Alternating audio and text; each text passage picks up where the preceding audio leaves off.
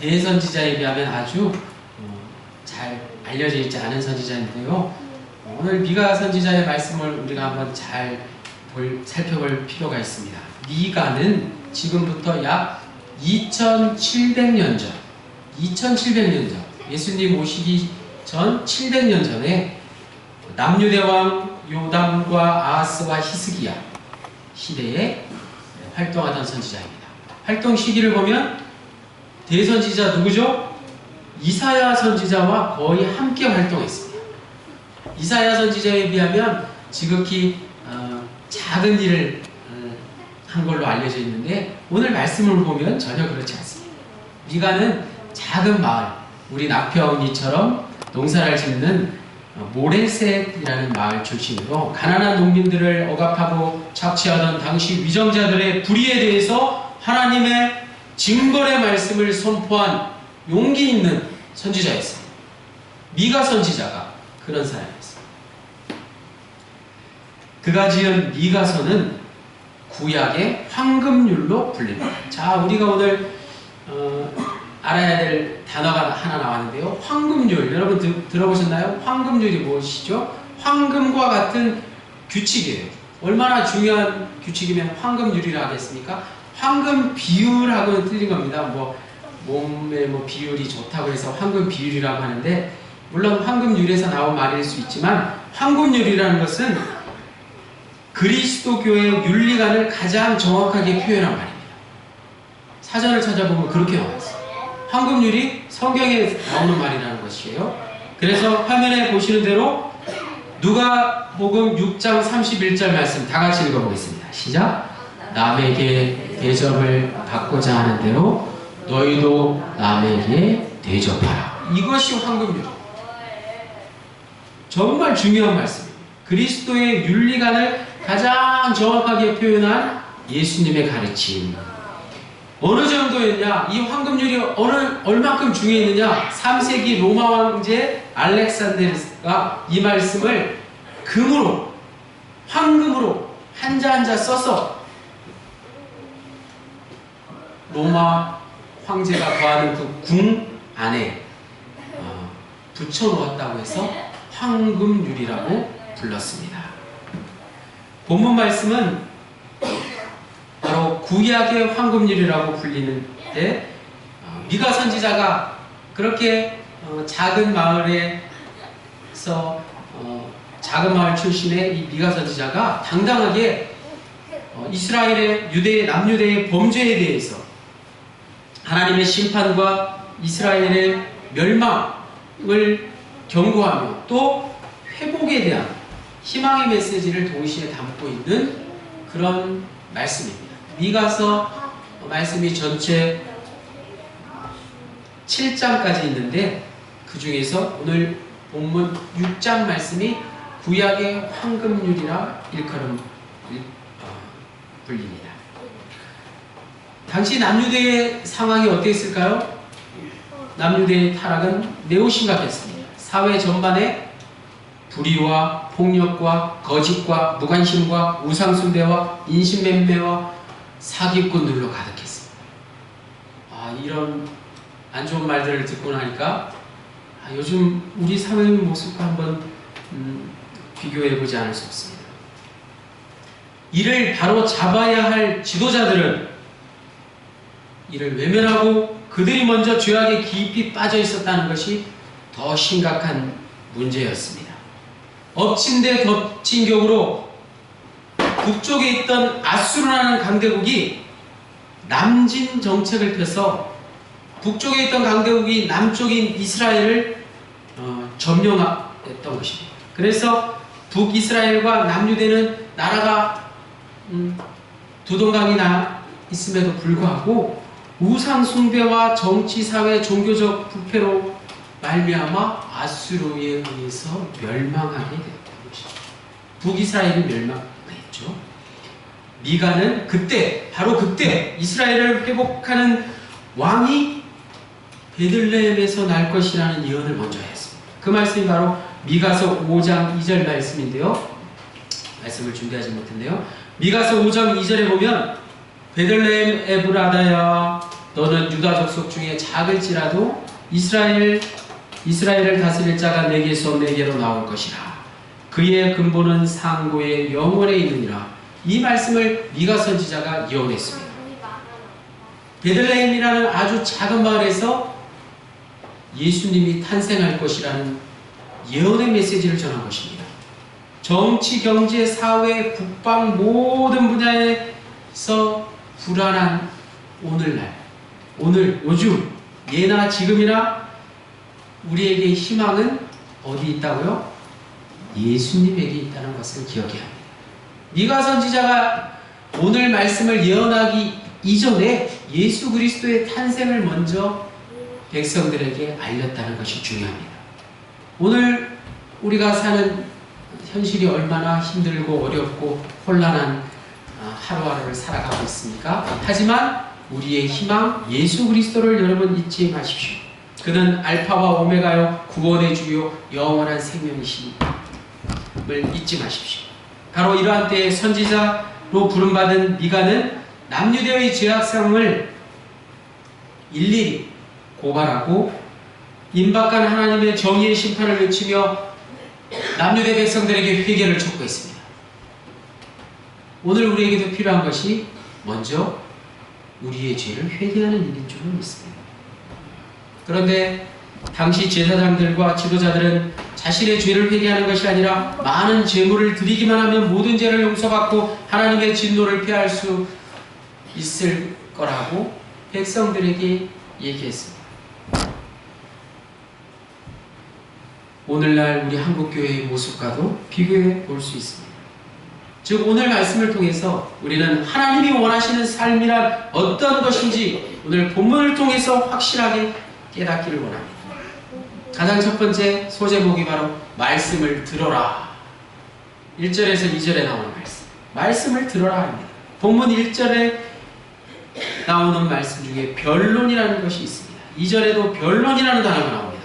변론, 말씀 변, 논할 논자. 개역 한글, 옛날 성경에는 더 어려운 말이 있는데 변론이라는 단어 여러분 많이 들어보셨죠? 지금 한참 변론이 어디서 있죠? 헌법재판소에서 변론, 대통령 탄핵 심판에 대한 탄핵에 대한 변론이 끊임없이 설 연휴에도 계속 이어지고 있습니다. 변론이란 사리를 밝혀 옳고 그름을 따짐을 말합니다. 성경에 나오는 가장 유명한 변론은 누구의 변론일까요? 구약의 욥의 변론. 욥기 13장 6절에 보면 너희는 나의 변론을 들으며 내 입술의 변명을 들어보라. 욥기서에 보면 광대한 분량으로 이어지는 욥과 세 친구의 변론이 있습니다. 내용이 굉장히 어려워요. 헌법재판소의 변론보다 더 어려울지 몰라요. 욥기서는 아주 간단한 내용인데 40장이나 되는 굉장히 40장에 이르는 광대한 분량인데 처음과 마지막 욥의 고난과 마지막 욥의 고난을 이겨내고 하나님의 축복을 받는 이야기 말고는 그 수많은 부분이 다 욥과 욥의 친구들의 세 친구들에 대한 서로 주고받는 변론이 이어진다는 것입니다. 물론 하나님의 변론의 말씀도 있습니다. 또 신약에 와서 유명한 변론가 하면 바로 사도 바울의 변론이 사도행전 17장 16절로 17절에 잘 나와 있습니다.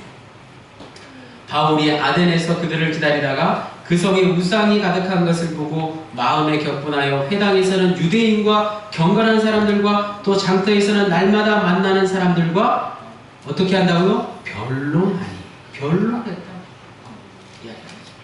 바울과 아덴 철학자의 변론 또한 나옵니다. 아덴 철학자는 그리스 철학가들을 말하는 것인데요. 사도행전 18장 19절에 보면 또 변론의 이야기가 계속 이어집니다. 그런데 오늘 본문에 나오는 변론이란 단어가 사람에게 쓰이는 것이 아니라 이사야 1장 18절의 말씀처럼 누구에게 쓰인다고요? 하나님에게 쓰여집니다. 어떤 변론이 될까요? 사람의 변론은 완전하지가 못합니다. 그렇죠? 그래서 헌법재판소에서 날마다 지금 변론을 하느냐? 설 명절을 다 반납하고 법의 전문가들이 모여서 하루하루 변론의 변론을 계속하고 있지 않습니까? 변론이라는 단어가 하나님에게 사용될 경우에는 하나님이 주도하시는 일방적이고 완전한 의미를 갖게 되는 것입니다. 곧 하나님이 범죄한 이스라엘을 추궁하시고 소송을 제기하시는 것을 말합니다. 하나님께서도 소송을 제기하신다는 말씀이에요. 하나님의 변론만이 완전한 변론입니다. 뿐만 아니라 더 중요한 것은, 우리가 기억해야 할 것은, 하나님의 변론은 형벌이 목적이 아니라 백성을 회개시키고 백성을 온전케 하시려는 하나님의 사랑에 기인한 변론이라는 사실입니다. 이사야 1장 18절 말씀 다 같이 읽어보겠습니다. 시작. 여호와께서 말씀하시되 오라 우리가 서로 변론하자. 너희의 죄가 주홍 같을지라도 눈과 같이 희어질 것이요 진홍같이 붉을지라도 양털같이 희게 되리라. 그러므로 우리의 변론은 한계가 있고 우리의 변론은 완전하지 못하는 것을 인정해야 합니다.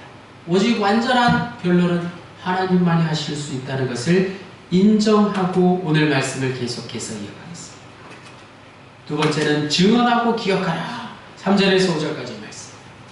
미가 선지자가 보니 당시 지도자들의 모습이 구체적으로 이러했습니다. 미가서 3장 1절에서 3절까지. 내가 또 이르노니, 같이 읽어보겠습니다. 시작. 내가 또 이르노니 야곱의 우두머리들과 이스라엘 족속의 통치자들아 들으라. 정의를 아는 것이 너희 본분이 아니냐. 너희가 선을 미워하고 악을 기뻐하여 내 백성의 가죽을 벗기고 그 뼈에서 살을 뜯어 그들의 살을 먹으며 그 가죽을 벗기며 그 뼈를 꺾어 다지기를 냄비와 숯 가운데 담고 고기처럼 하는 거예요. 너무나도 무서운 말.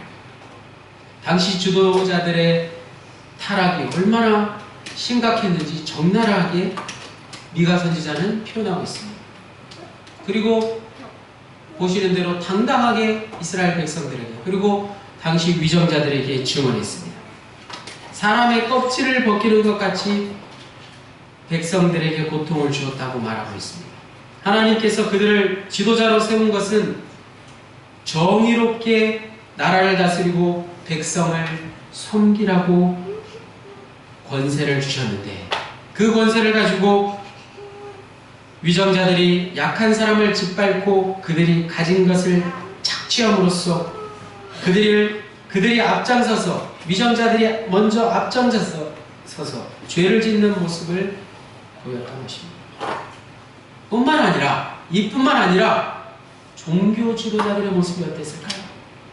그들마저 타락해서 거짓된 예언을 하고 뇌물을 받고 잘못된 판단을 내렸던 것입니다. 이처럼 당시 남유대의 상황은 총체적인 타락 그 자체였습니다. 미가 선지자는 하나님의 구원의 역사를 만국하고 있는 남유대 백성을 포함한 이스라엘 모든 백성들을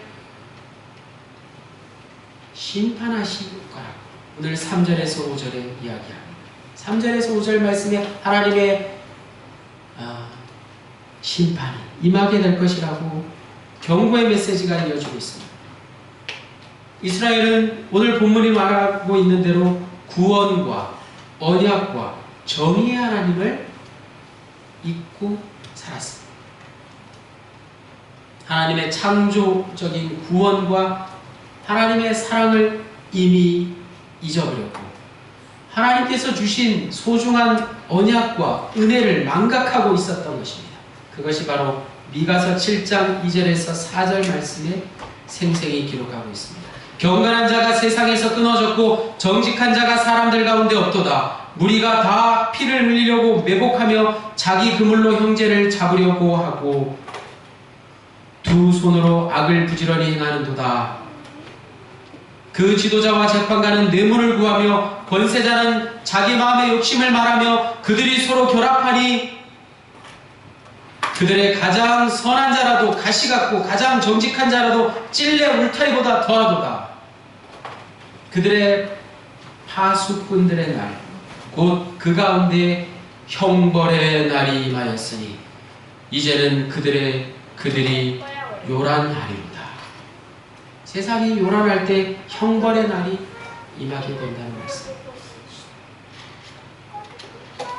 오늘 본문 5절에 보면 모압 왕 발락이 꾀한 것과 보올의 아들 발람이 그에게 대답한 것이라는 말씀이 나오는데, 민수기 22장에 보면 출애굽한 이스라엘 백성들이 모압 평지에 이르러 진을 쳤을 때, 이제 여리고 성을 점령하고 더 가나안 땅으로 들어가기 위해서 모압 땅에 진치고 있을 때 이야기가 나옵니다.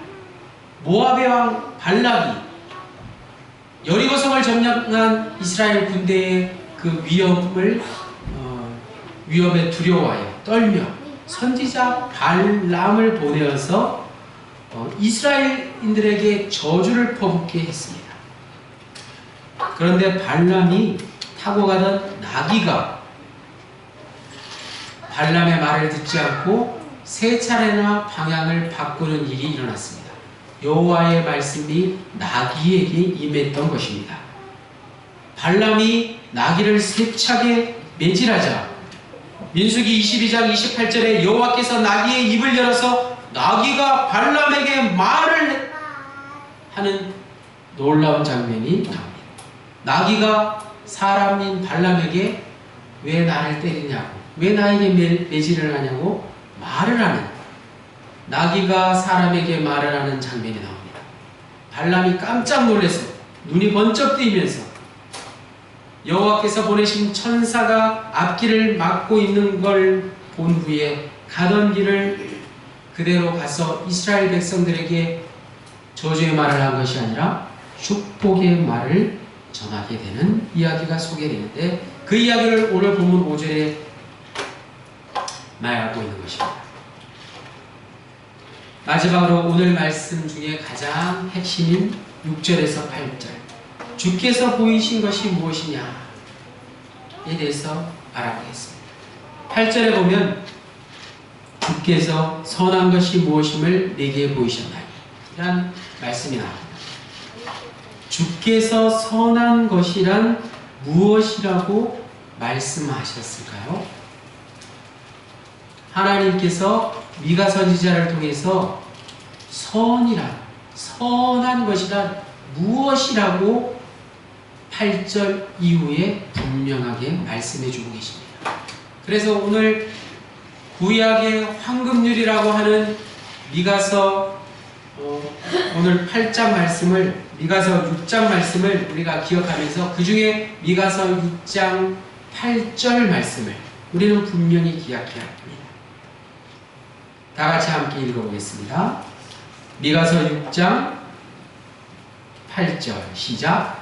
사람아, 주께서 선한 것이 무엇임을 내게 보이셨나니 여호와께서 내게 구하시는 것은 오직 정의를 행하며 인자를 사랑하며 겸손하게 내 하나님과 함께 행하는 것이 아니냐는 그렇다는 말이죠. 하나님은 눈에 보이는 제물, 제사가 아니라 하나님께 드리는 사랑과 정성을 귀하게 보시는 분이십니다. 형식적인 제물보다 하나님 앞에 변화된 삶의 모습, 우리가 10번 예배를 드리는 것보다 밖에 나가서 한 번 옳은 일을 행하는 것을 하나님께서 원하신다는 말씀입니다.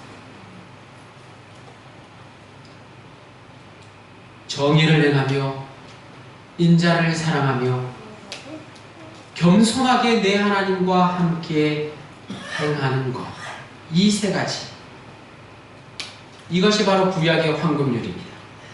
구약신앙의 핵심을 보여주는 말씀입니다. 이것이 바로 하나님께서 이스라엘의 죄악에 대한 징벌을 내리심과 동시에 그들이 가야 할 바른 길을 일러주시는 약속의 말씀이자 하나님께서 원하시는 것, 하나님께서 요구하시는 것입니다. 오늘 우리네 신앙생활의 근본 조건은 바로 바른 삶이 기본이라는 것을 이 말씀을 통해서 우리가 깨달아야 합니다. 뿐만 아니라 하나님께 드리는 예배의 기본 전제 역시 바른 삶이 되어야 된다는 것입니다.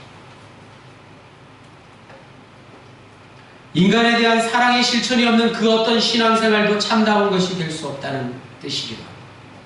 요한 1서 4장 20절 말씀, 누구든지 하나님을 사랑하노라 하고 그 형제를 미워하면 이는 거짓말을 하는 자니 보는 바 그 형제를 사랑하지 아니하는 자는 보지 못하는 바 하나님을 사랑할 수 없느니라.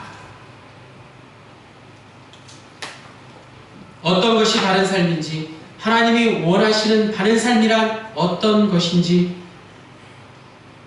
세 가지 말씀을 통해서 우리가 더 자세하게 알아보겠습니다. 첫 번째, 정의를 행하라.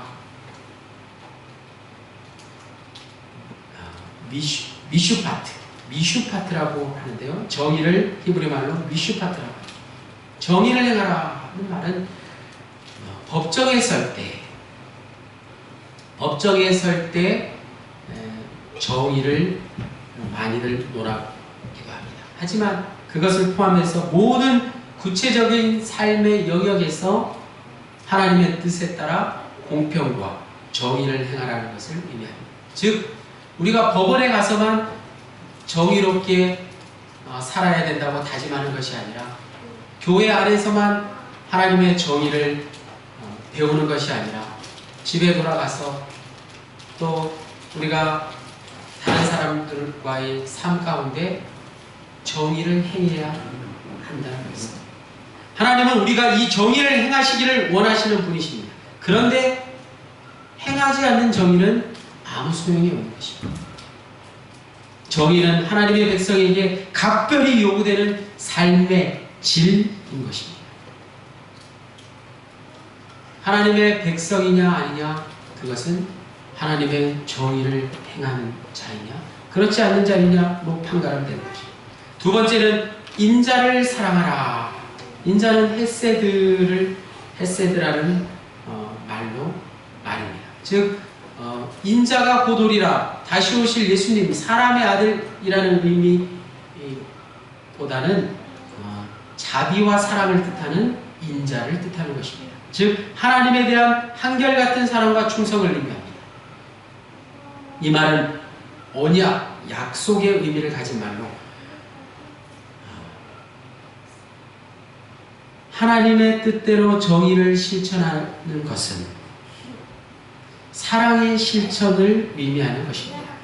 즉 하나님의 뜻에 순종하여 의와 자비를 행하되 이와 같은 진심 어리고 간절한 열심과 열망을 가지고 늘 살아가라는 뜻입니다. 마지막 세 번째는 겸손히 행하라는 것입니다. 겸손히 하나님을 경외하고 의뢰하며 삼가 조심스럽게 하나님의 뜻을 실천하라는 것입니다.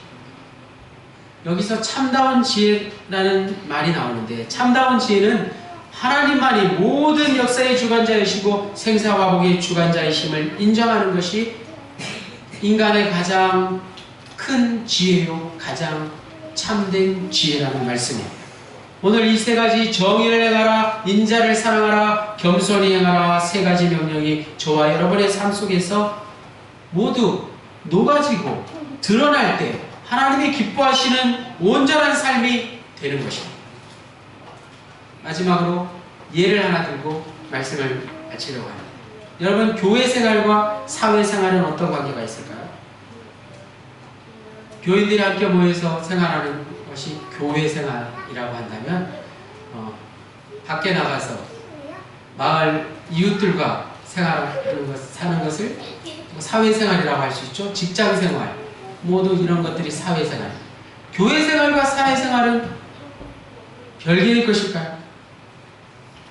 또 교회 생활과 신앙생활, 사회생활과 신앙생활은 어떤 관계가 있을까요? 교회 생활, 사회생활, 신앙생활, 이 세 가지에 대해서 여러분 한번 생각해 보십시오. 미국이나 독일 등 기독교가 국교이면서 선진국인 나라들을 우리가 눈여겨볼 필요가 있습니다. 우리나라와는 달리 많은 집회를 하지는 않습니다. 물론 기독교가 많이 쇠퇴했기 때문에 그럴 수도 있습니다. 대부분 일주일을 통틀어 주일날 딱 한 번 예배를 드리고는 아무런 집회도 열리지 않습니다. 집회가 열린다고 한들 바자회나 다른 목적으로 집회가 열리고 일주일에 한 번 예배가 전부입니다. 기독교가 많이 쇠퇴하고 있기는 하지만 여전히 그들의 신앙은 건재하다는 것을 기억해야 합니다. 집회가 많이 열리지 않는다고 해서 그들의 신앙이 약해졌다고 말할 수 없다는 것입니다. 반면 우리나라는 매일 새벽 기도를 포함해서 일주일에 몇 차례 수요일, 금요일 정기적인 예배를 드리고 또 계절별로 부흥 집회도 합니다. 한국의 기독교인들은 미국이나 독일의 선진국들의 이런 모습을 보고 매우 안타깝게 생각하고 심지어 그들이 신앙생활에서 멀어지고 있지는 않은지 그들의 믿음이 약해지고 있지는 않은지 걱정하기도 합니다. 왜냐하면 교회 생활과 신앙생활은 관계가 깊고 교회 생활과 사회 생활은 별개라고 생각하기 때문에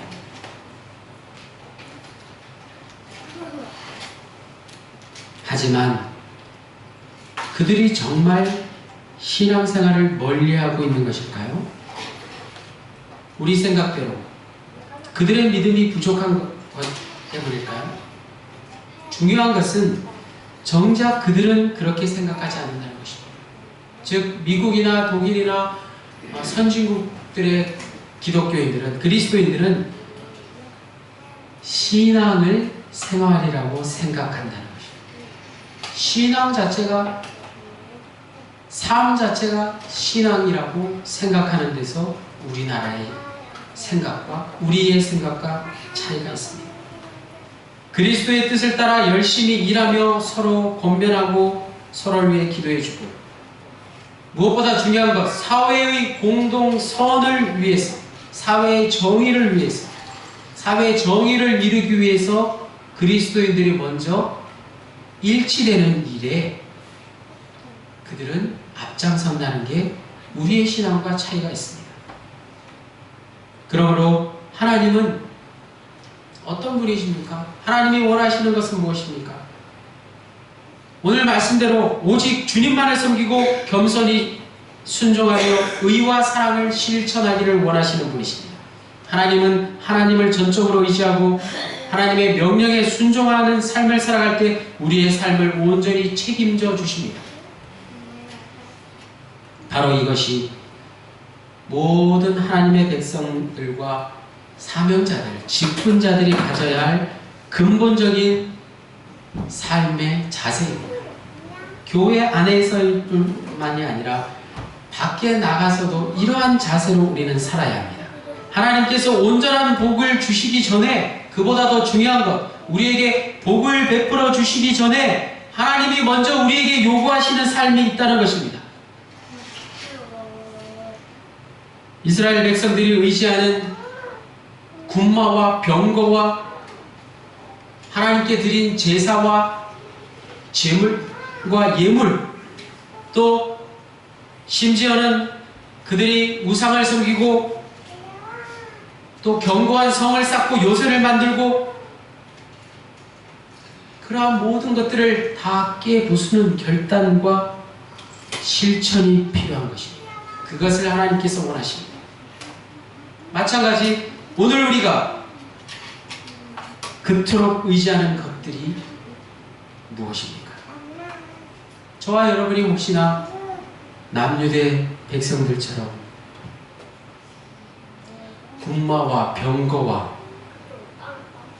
우리에게 어떠한 복을 비는 것들과 견고한 성과 요새와 우상들을 우리가 가지고 있다면 그 모든 것들을 내려놓기를 하나님께서 원하십니다.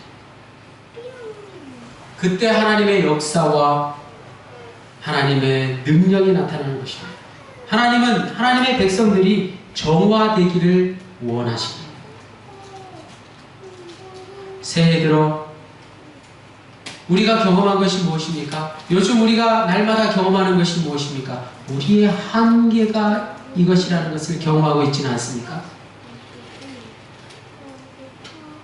우리의 한계를 실컷 보았으니 이제 2017년 새해는 하나님이 우리를 간섭하셔서 그 간섭하심을 따라 살아가는 2017년 새해가 되시기를 주님의 이름으로 간절히 축원합니다.